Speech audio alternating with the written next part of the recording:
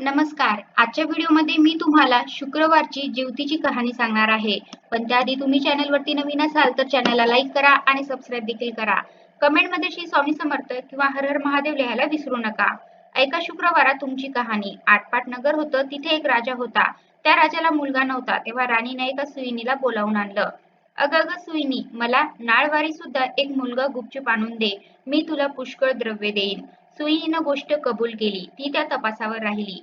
गावात एक गरीब ब्राह्मणाची बाई गर्भार राहिली. तेव्हा ती सुईण तिच्या घरी गेली आणि तिला सांगू लागली की बाई बाई, तू खूप गरीब आहेस. तुझं बाळंतपणाचं पोट दुखू लागेल तेव्हा मला कळव. मी तुझं बाळंतपण फुकट करीन. तिनं होय म्हणून सांगितलं. नंतर ती सुईण राणीकडे आली.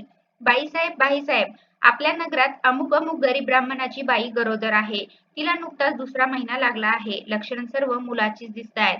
तेव्हा आपल्या घरापासून तो तेथपर्यंत काही कळणार नाही असं एक गुप्त भुयार तयार करावं.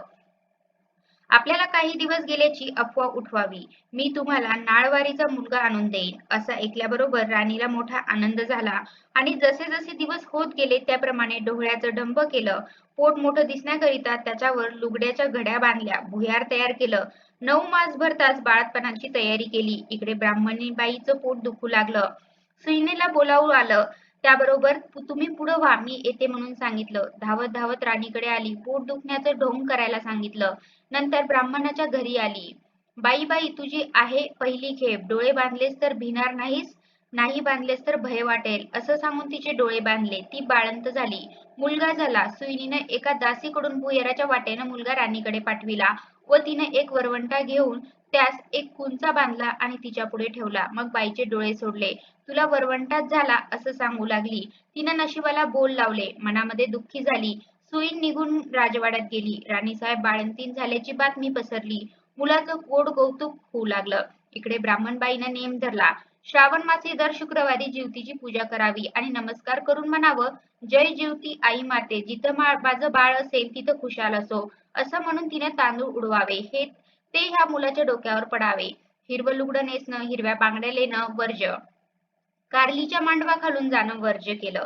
तांदूळाचं धुणं वलांडणं बंद केलं. याप्रमाणे ती नेहमी वागू लागली. इकडे राजपुत्र मोठा झाला. एके दिवशी बाहेर फिरायला निघाला. त्या दिवशी ती न्हाऊन आपल्या अंगणात राळे राखीत बसली होती. तेव्हा ह्याची नजर तिच्यावर गेली.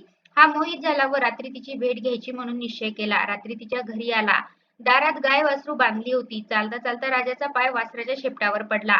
वासराला वाचा फुटली. ते आपल्या आईला म्हणालं, "कोण्या पाप्यानं माझ्या शेपटावर पाय दिला?" तेव्हा ती म्हणाली, "जो आपल्या आईकडे जावयास भीत नाही तो तुझ्या शेपटावर पाय द्यायला निर्भल काय?" हे ऐकून राजा मागे परतला आणि घरी येऊन आपल्या आईपासून काशीस जाण्याची परवानगी घेतली. काशीस जाऊ लागला. जाता जाता एका ब्राह्मणाच्या इथे उतरला. त्या ब्राह्मणाला पुष्कळ मुलं होत होती. पण ती 5वी-6वीच्या दिवशी जात असत. राजा आला त्या दिवशी चमत्कार झाला. 5वीचा दिवस होता. राजा दारात निजला होता. 6वी रात्री आली आणि म्हणू लागली, "कोण गं मेलं वाटेत पसरलं आहे?" जिवती उत्तर करीते, "अगं ग, माझं ते नवसाचं बाळ निजलं आहे. मी काही त्याला ओलांडू देणार नाही. मुलगा आज जाणार म्हणून त्या मुलाचे आईबाप चिंता करीत बसले होते. त्यांनी हा संवाद ऐकला. इतक्यात उत्तर रात्र झाल्यावर ब्राह्मणाने येऊन राजाचे पाय धरले. "तुमच्यामुळे आमचा मुलगा जगला. आजचे दिवस मुक्काम करा," अशी विनंती केली.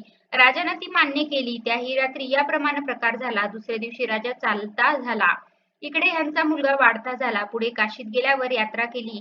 गयावर्जनाची वेळ आली. पिंड देतेवेळी ते घ्यायला 2 हात वर आले. असं होण्याचं कारण त्यानं ब्राह्मणांना विचारलं. ते म्हणाले, "घरी जा, साऱ्या गावातल्या बायका पुरुषांना जेवायला बोलाव, म्हणजे याचं कारण समजेल." मनाला मोठी चुटपुट लागली. घरी आला. मोठ्या थाटाचं मावंद केलं. त्या दिवशी शुक्रवार होता. गावात ताकीद दिली. घरी कोणी चूल पेटवू नये. सगळ्यांनी जेवायला यावं. ब्राह्मणीला मोठं संकट पडलं. राजाला निरोप धाडला. "मला जिवतीचं व्रत आहे. माझे नेम पुष्कळ आहेत. ते पाळले तर जेवायला येईन." राजानं कबूल केलं. जिथे तांदूळाचं धुणं होतं ते काढून तिनं तिथं सारवून त्यावरून ती आली.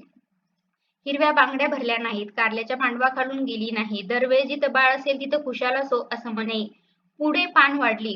मोठा थाट जमला. राजाने तूप वाढायला घेतलं. वाढता वाढता ही ज्या पंक्तीत बसली होती तिथं आला. तूप वाढू लागला. ईश्वरी चमत्कार झाला. बाईला प्रेम सुटून पान्हा फुटला. तिच्या स्तनातून दुधाच्या धारा फुटल्या.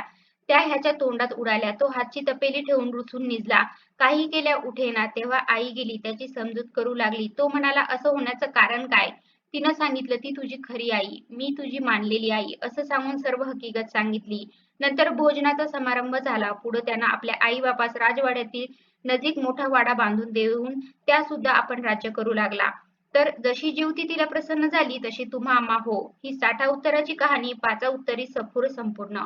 तुम्हाला अशा प्रकारे तुम्हाला मी आजच्या व्हिडिओमध्ये शुक्रवारची जीवतीची कहाणी सांगितली आहे. कसा वाटला तुम्हाला माझा आजचा व्हिडिओ कमेंट करून नक्की सांगा. धन्यवाद.